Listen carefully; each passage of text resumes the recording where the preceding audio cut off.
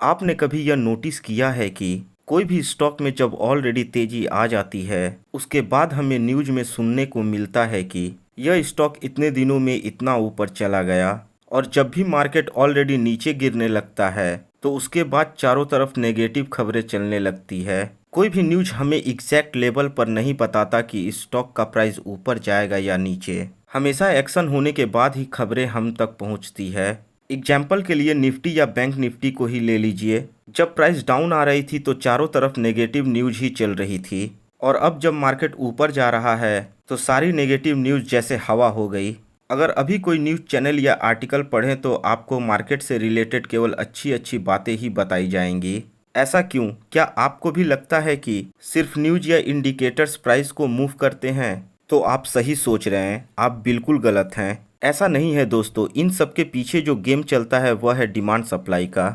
आज हम लोग सीखेंगे यह डिमांड सप्लाई क्या होते हैं, चार्ट पर कैसे दिखते हैं, और यह क्यों एक ट्रेडर के लिए इम्पॉर्टेंट होते हैं। सबसे पहले हम लोग डिमांड को समझते हैं। डिमांड एरिया वह एरिया है जहां बायर्स की उपस्थिति होती है। वह उस एरिया में स्टॉक को खरीदना चाहते हैं, यानी जब भी प्राइस उस एरिया में आएगी तो बायर्स प्राइस को नीचे नहीं गिरने देते हैं, या कह सकते हैं कि प्राइस को ऊपर लेकर चले जाते हैं। एग्जाम्पल के लिए यहाँ देखें, मान लेते हैं जब प्राइस ऊपर जा रही थी तो इस एरिया में प्राइस ने एक डिमांड जोन क्रिएट किया था। अब जब भी प्राइस इस एरिया में दोबारा आएगी तो यहाँ बायर्स फिर से एक्टिव हो जाएंगे, जो प्राइस को फिर से ऊपर लेकर जा सकते हैं। वहीं इसके अपोजिट अगर सप्लाई एरिया की बात की जाए तो यह वह एरिया है जहाँ सेलर्स एक्टिव रहते हैं। एग्जाम्पल के लिए यहाँ देखें, जब प्राइस डाउन जा रही थी तो इस एरिया में एक सप्लाई जोन क्रिएट होता है। अब जब भी प्राइस फिर से ऊपर आएगी और इस एरिया को हिट करेगी तो जो सेलर्स थे वो फिर से एक्टिव हो जाएंगे, और हो सकता है कि वो प्राइस को फिर से डाउन लेकर चले जाएं।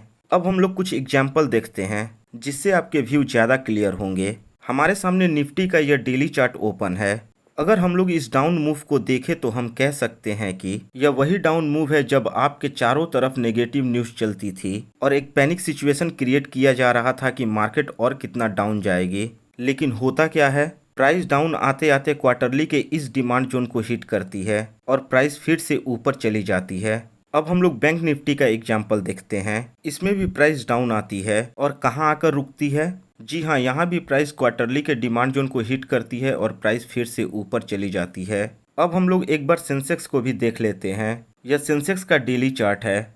अगर आप केवल डेली के चार्ट को देखेंगे तो आपको लगेगा कि मार्केट क्रैश हो गया है। साथ ही उस समय नेगेटिव से नेगेटिव खबरें आपके चारों तरफ चल रही थी। इस सिचुएशन में आप अंततः हताश हो जाते हैं। लेकिन अगर आप डिमांड सप्लाई कॉन्सेप्ट को जानते तो आप देख सकते कि प्राइस किस तरह हमारे क्वार्टरली के इस डिमांड जोन को अप्रोच करती है और हिट होने के बाद प्राइस कैसे ऊपर चली जाती है। ऐसे आपको बहुत से एग्जाम्पल मिल जाएंगे। हर एक चार्ट में डिमांड सप्लाई बनते रहते हैं, बस आपको उनको पहचानना आना चाहिए। इन सब एग्जाम्पल्स में अगर आपने ध्यान दिया होगा तो आप महसूस कर पा रहे होंगे कि जब प्राइस हमारे डिमांड जोन से ऊपर जाने लगती है तब हमें उस इंडेक्स या स्टॉक की अच्छी अच्छी बातें लोग बताने लगते हैं। इस कॉन्सेप्ट की खासियत को समझें। आपको मार्केट में सबसे पहले पता चल जाता है कि प्राइस कहाँ तक जाएगी और हमें किसी स्टॉक को किस प्राइस पर बाई करना चाहिए, जिससे आप मैक्सिमम प्रॉफिट बुक कर पाते हैं। जब चारों तरफ पैनिक सा सिचुएशन होता है तब आप बिना डरे एक सही डिसीजन ले पाते हैं। इसलिए अगर आपको ट्रेडिंग में प्रॉफिट बनाना है तो आपको डिमांड सप्लाई कॉन्सेप्ट सीखना चाहिए, ताकि आपको मार्केट का डायरेक्शन सही और सबसे पहले पता चल सके। तो दोस्तों, आज के लिए हम वीडियो को यहीं विराम देते हैं। अगली वीडियो में हम एक प्रॉपर सेटअप के साथ आएंगे, जिससे आप समझ पाएंगे कि किसी स्टॉक में प्रॉपर एंट्री कैसे लेते हैं। तो दोस्तों, अगर यह वीडियो आपको अच्छी लगी हो तो वीडियो को लाइक करें, अपने दोस्तों के साथ शेयर करें, और अगर आप स्टॉक सर्फेस चैनल पर नए हैं तो चैनल को सब्सक्राइब करके बगल वाले बेल आइकन को जरूर दबा दें, ताकि आने वाली वीडियो की नोटिफिकेशन आपको सबसे पहले मिल सके। तो दोस्तों, मिलते हैं अगली वीडियो में। तब तक आप हैप्पी वाला ट्रेडिंग करते रहें। जय हिंद, जय भारत, अलविदा।